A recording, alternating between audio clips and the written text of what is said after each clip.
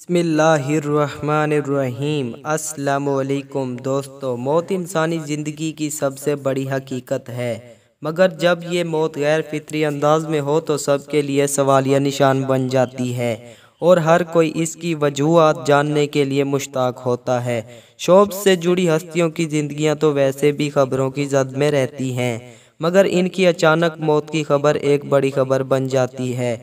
ऐसे ही कुछ अदाकारों की मौत के बारे में आज हम आपको बताएंगे, जिनकी मौत इनके चाहने वालों के लिए सदमे के साथ साथ एक बड़ा सवालिया निशान भी लिए हुए भी है। लेकिन ये सब कुछ जानने से पहले अगर आप दोस्तों ने हमारे चैनल को सब्सक्राइब नहीं किया तो सब्सक्राइब कर लें, साथ ही साथ घंटी के निशान को प्रेस करना हरगिज़ ना भूलें, ताकि हर नई आने वाली वीडियो की नोटिफिकेशन आप तक सबसे पहले पहुंच सके। शुक्रिया। पहले नंबर पर रफ़ी खावर, जिनको उनके चाहने वाले उनके असल नाम से ज़्यादा नन्ना के नाम से जानते हैं। अलिफ नून में अपनी बेहतरीन किरदार निगारी के सबब आवाम के दिलों में बहुत ख़ास मकाम रखते थे।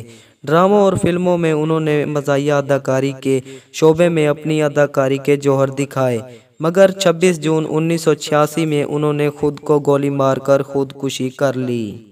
के हवाले से कुछ लोगों का ये कहना है कि उन्होंने साथ ही अदाकारा नाज़ली से मोहब्बत में नाकामी के बाद खुदकुशी की, मगर अब तक इनकी मौत की असल वजूहात से इनके चाहने वाले लाइल्म हैं।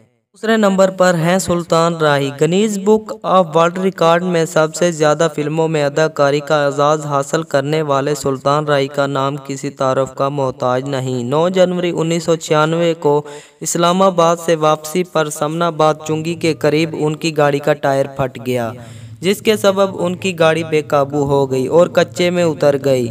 उस वक्त में नामालूम अफराद ने उनको गोली का निशाना बनाकर कत्ल कर दिया।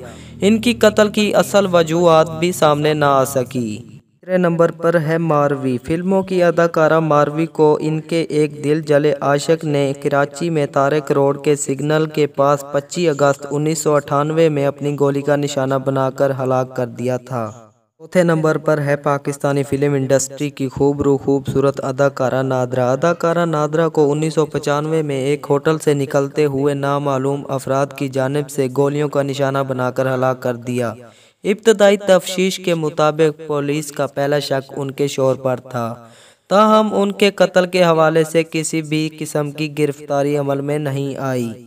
5वें नंबर पर वहीद मुराद। पाकिस्तानी फिल्म इंडस्ट्री के चॉकलेटी हीरो वहीद मुराद 46 साल की उम्र में अपने बिस्तर पर मुर्दा इस हालत में पाए गए कि उनके मुंह में एक पान था। उनकी मौत के हवाले से कुछ लोगों का ये मानना है कि उनकी मौत दिल का दौरा पड़ने से हुई, मगर कुछ लोग इस मौत को गैर फितरी करार देते हैं।